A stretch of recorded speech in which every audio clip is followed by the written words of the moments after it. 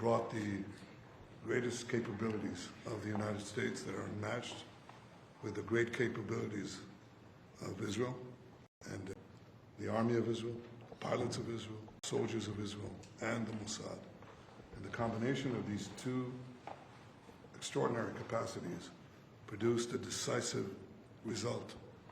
It set back the two tumors that were threatening the life of Israel, the nuclear tumor and the ballistic missile tumor, because they were planning to build 20,000 of these things and launch it on a country the size of New Jersey. And no country could withstand that. So what do you do when you have two things that are going to kill you? You have to remove them. With our combined effort, we did. But when you remove a tumor, doesn't mean that it can't come back. You have to constantly monitor the situation to make sure that there's no attempt to bring it back. So we've had a great achievement, and I think part of the effort of consolidating this and ensuring that we don't have to repeat this is to monitor this carefully.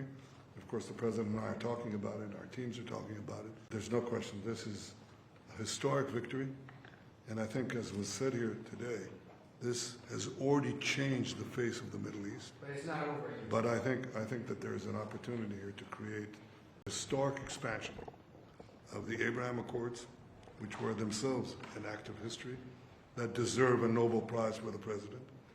But I think the opportunities are much bigger, and I hope, I'd like to believe, that Iran would not test our fortitude, because it would be a mistake. It's better to go a different way. Do you believe the regime change is still necessary here? I think it's up to the people of Iran. Mr. Prime Minister, speaking on Syria, the Trump administration was fully supportive of the changes in Syria, backing the new regime there. Obviously, your government more cautious from a security standpoint. Are you comfortable with the pace of change, with the security situation vis-a-vis Syria right now? I think there's an opportunity to explore. I think that everyone understands that the situation has changed. Before that, Iran was essentially running Syria, okay, directly through Hezbollah. Hezbollah has been brought to its knees. Iran is out of the picture. So I think this presents opportunities for stability, for security, and eventually for peace. And I think that's been opened up also by the fact that the President has opened up a channel. So they have something.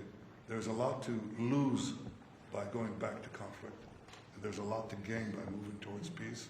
And I think that opportunity has been opened by the President and by the changed security situation which we brought about with the collapse of the Assad regime. Are there direct talks with the Assad government? Now, let's suppose there were. Would I answer yes? No. Right? That's my duty to ask. Well, it's your duty to ask, and my duty to ask you back. So. You know, at the request of a lot of countries in the surrounding area of the Middle East, including Bibi, we took the sanctions off Syria, and I met the new leader. I was very impressed by him. Somebody said, well, he comes from a very tough background. I said, well, you know, I'm not that surprised. It's a tough part of the world. But I was very impressed by him. But we took the sanctions off because we want to give them a chance. They would never have had a chance without the sanctions. And one of the things we have with Iran is, you know, we have they call biting, they are very biting sanctions. And I would love to be able to, at the right time, take those sanctions off, give them a chance at rebuilding, because I'd like to see Iran build itself back up in a peaceful manner and not going around saying death to America, death to the USA, death to Israel, as they were doing.